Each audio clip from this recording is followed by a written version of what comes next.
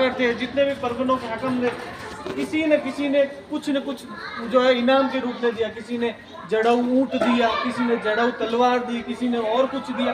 तो मतलब इतना वो था।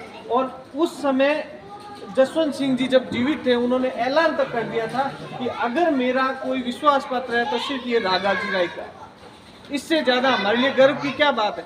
लेकिन कहते हैं कि रायका हमारे तो महाराणा प्रताप हुए ही नहीं, हम तो दूसरों को महाराणा प्रताप मानते हैं, उनको पूजते हैं। दूसरी बात आती है हमारे महादेव जी की, मैं वो स्पेशली करना चाहता हूँ, क्योंकि जैसलमेर जहाँ से तलाक कर हम लोग सब आए हैं, पूरा मारवाड़, ये मारू गोडवाड़ का लफड़ा तो इन लोगों ने राजनीतिक कारणों से फैलाया, ये है ही नहीं। ये भैया मैंने पढ़ी ना, तो कोई मारू है ना गोडवाड़ है। इसका क्या रीज़न है कि जो राजा थे, उन राजाओं ने अपनी राजनीतिक रोटियां सेकने के लिए, जोधपुर का राजा है, इधर सिरोही का राजा है, जालोर सिरोही का चौहान साहब, ये देखते हैं कि हमारे यहाँ की खबरें, भाई रायका तो आपस में भाई हो गए, ये तो एक दूसरे से करेंगे बात में भी, ठीक है भाई, और ये तो सारे पशुपालक एक जगह से दूसरी जगह, तो यूँ करो को बांध दो। मारवाड़ के जो है ये हमारे राठौड़ों के हैं सब, ये मारू हो गए, और ये जो है इनके हो गए, और इनमें भेद पैदा कर दो। रावों को उनको खूब सारा वो धन दौलत दे दिया, रावों ने भी इस प्रथा को चालू रखा और वो फूट डाल दी, और उस फूट का नतीजा आज भी हम भुगत रहे हैं। हमारे इष्ट देव, कुल देव, आराध्य देव सब कौन थे? महादेव। जब हम जैसलमेर से निकले, हमारी उत्पत्ति भी वहीं से, ठीक है, लेकिन आते आते हमने जहाँ जहाँ जो मिला उसको अपन ने पूजना शुरू कर दिया। मैं मारवाड़ की कम से कम 198 डाणियों में घुमा हूँ, ठीक है, और अभी भी चल रहा हूँ।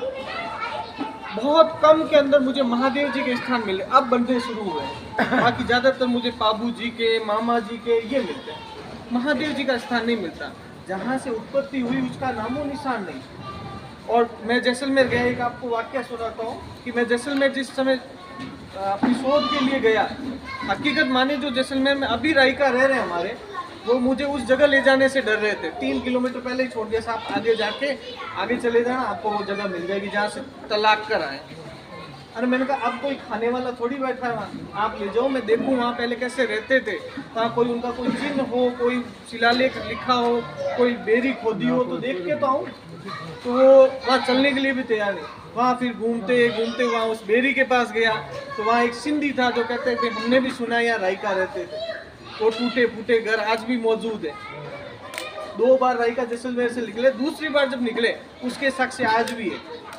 वहाँ आज भी टूटे फूटे, वो अब तो पूरे मतलब मिट्टी वगैरह आगे को दिखते हैं कि है यहाँ पे। एक बेरी है जिसको मैंने खुद देखा है, उसके पास में एक शिलालेख है, वो शिलालेख पढ़ने में नहीं है, मतलब नहीं पढ़ सकते पर। अब बात आती है कि वहाँ से इतिहास को पूरा मोड़ दिया गया और जितनी बहियाँ थी जैसलमेर की सब गायब कर दी गई।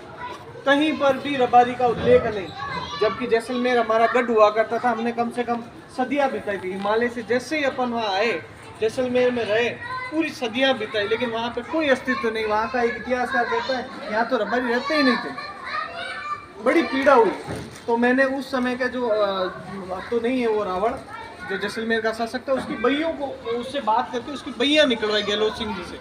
तो उस बइयों में मुझे मिला कि एक जगह मिला उल्लेख कि जिस समय सालम सिंह का शासन था, पालीवाल ब्राह्मण कुलदरा वगैरह जो जगह थी छोड़कर आए, उसमें से रायका कि आल गोत्र वहां से निकली कुलधरा से, इसका उल्लेख मिलता है।